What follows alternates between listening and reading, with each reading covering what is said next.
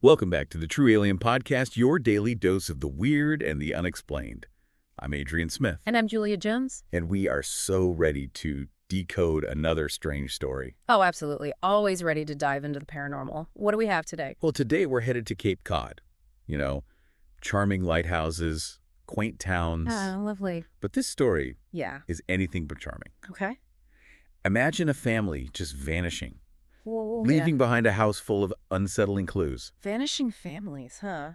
That sounds like we've got a real mystery on our hands. Exactly. Ah. It all starts with Deputy Ben Murphy responding to a call about a silent house.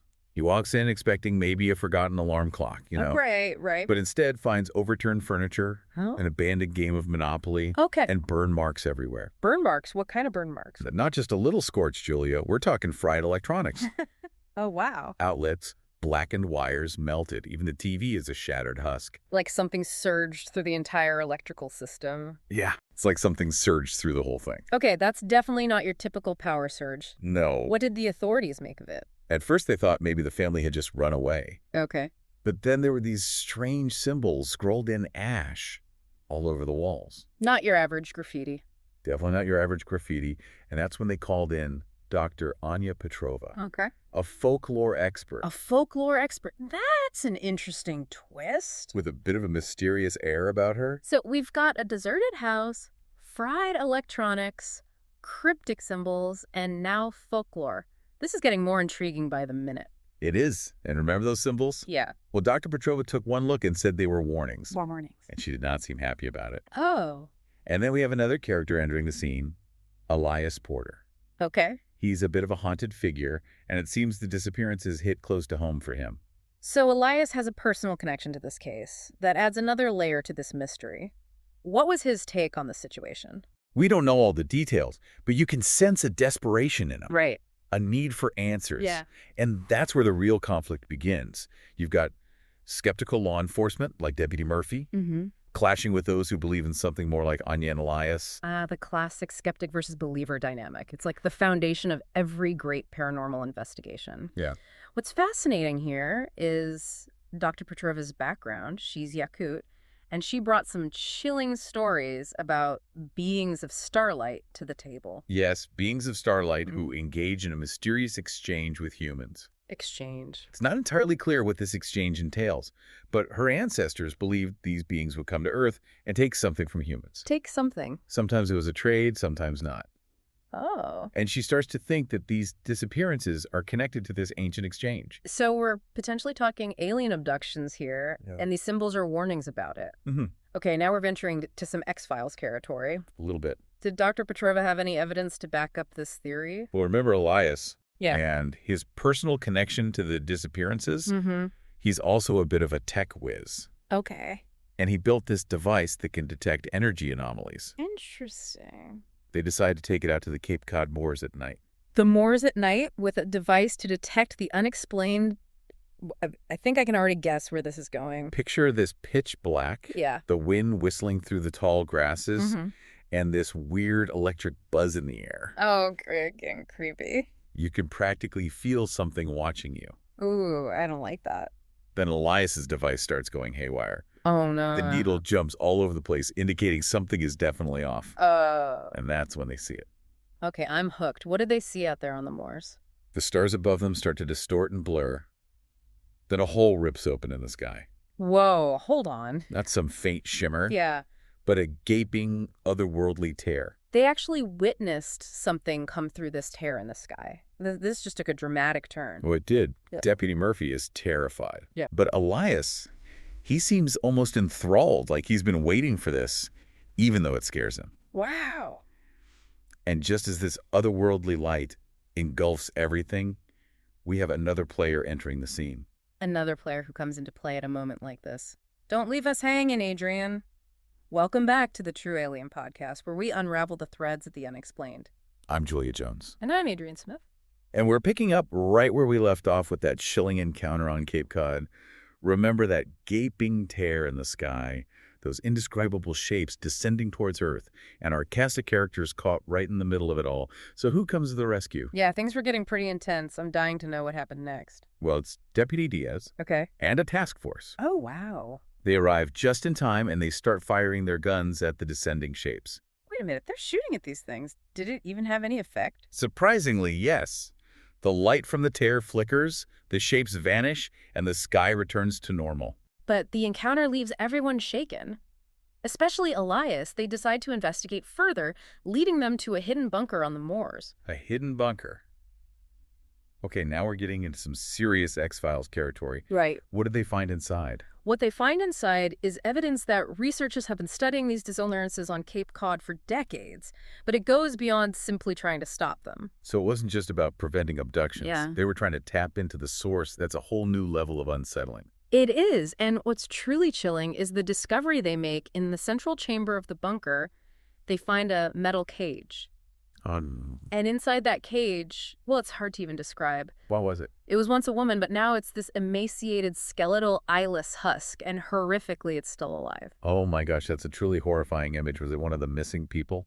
Anya believes it was one of the people taken in this mysterious exchange, but something went wrong. They were broken, left behind as a chilling warning. What a terrifying thought. Did they learn anything else from this being? As horrifying as this husk was, it held a vital clue.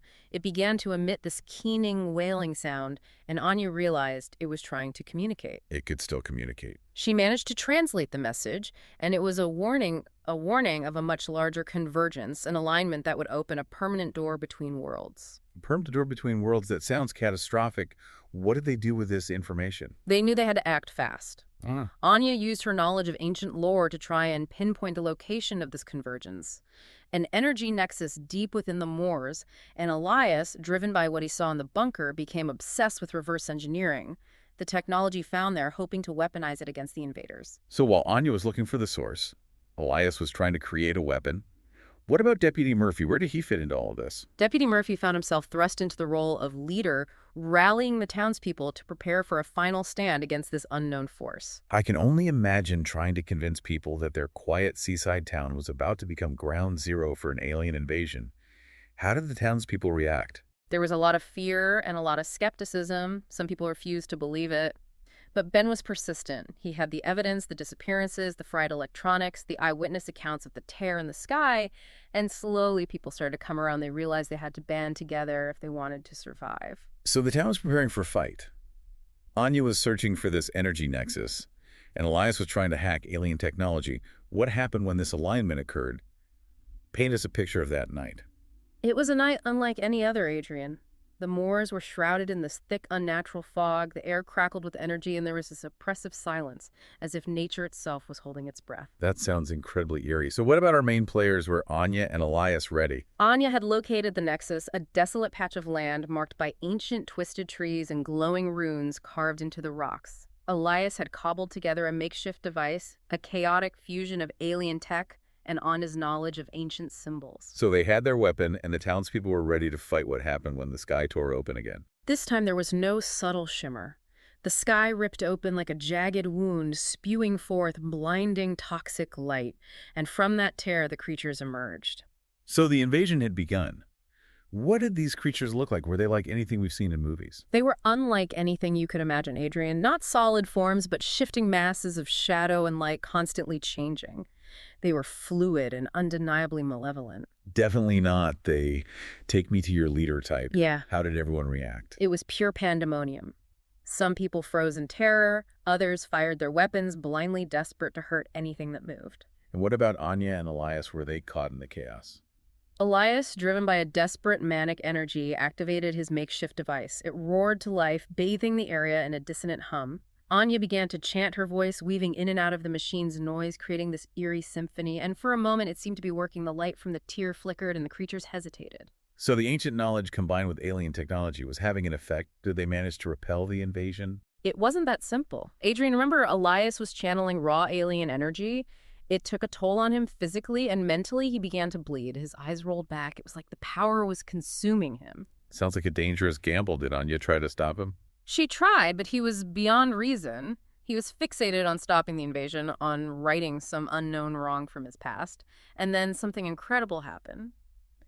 One of the creatures, the largest one, broke away from the others and approached Elias. It stopped right in front of him and let out this keening wail, almost like a cry of recognition. A cry of recognition? What could that possibly mean? Were they connected in some way? It's hard to say for sure, Adrian. Maybe it sensed the alien energy Elias was channeling. Maybe it recognized him as a kindred spirit. Or maybe it was something else entirely we may never know. Wow, so many questions.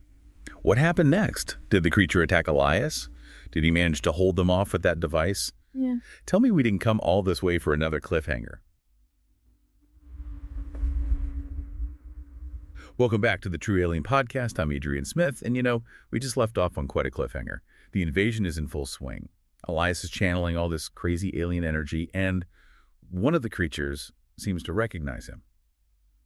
Julia, what happened next? Well, it was a turning point, but not in the way you might expect. The creature that had locked eyes with Elias, it just vanished. Yaddish. Gone, as if it was never there. Just like that, poof, no dramatic showdown. Exactly, and then as if echoing the sudden disappearance, the other creatures began to vanish too, one by one, until the sky was empty. The tear in the sky sealed shut, and there's this eerie silence hanging over everything. So it was over. They just left. What about Elias? Was he okay after all of that? He wasn't okay. The strain of channeling that much power had taken its toll. He collapsed. His body was scorched. His mind, well, no one knows for sure what happened to his mind. Some say he went mad, driven insane by whatever he saw, by whatever he connected to. Others say he was changed. It's like he became this bridge between worlds for a moment, and the price was everything. That's one way to put it. And, as tragic as Elias's fate was, it raises so many questions. What was that connection between him and that creature? What did they want? What did they take? So many unanswered questions. What about Anya? How did she fare after all this? Anya survived physically unharmed, but she was forever marked by the experience. She retreated from the world, dedicating her life to understanding what she witnessed. She became consumed by the search for answers, haunted by the knowledge of what lurked beyond the veil of our reality. What about the town? Did they just go back to normal after that night? Life in Wellfleet did eventually return to a semblance of normalcy. The disappearances stopped, the strange energy anomalies faded, and people tried to move on, but the memory of that night lingered. They knew that the universe held mysteries beyond their wildest imaginings. This story is a real reminder that sometimes the scariest things aren't the answers, but the questions themselves. Yeah, the questions this story raises are almost more unsettling than the events themselves. Well, thank you so much for guiding us through this truly bizarre and unsettling story. What a way to wrap up today's paranormal probe. Always a pleasure to dive into these unexplained events. And to all our listeners out there, thanks for tuning in to the True Alien Podcast. If you enjoyed this story, be sure to rate and follow us for more chilling encounters with the unknown. Until next time, keep your eyes on the skies, and remember, the truth is out there.